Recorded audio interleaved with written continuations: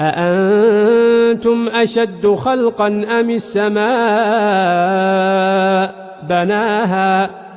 رفع سمكها فسواها وأغطش ليلها وأخرج ضحاها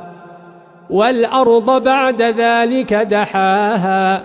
أخرج منها ماءها ومرعاها والجبال أرساها متاعا لكم ولأنعامكم فإذا جاءت الطامة الكبرى يوم يتذكر الإنسان ما سعى وبرزت الجحيم لمن يرى فأما من طغى وآثر الحياة الدنيا فإن الجحيم هي المأوى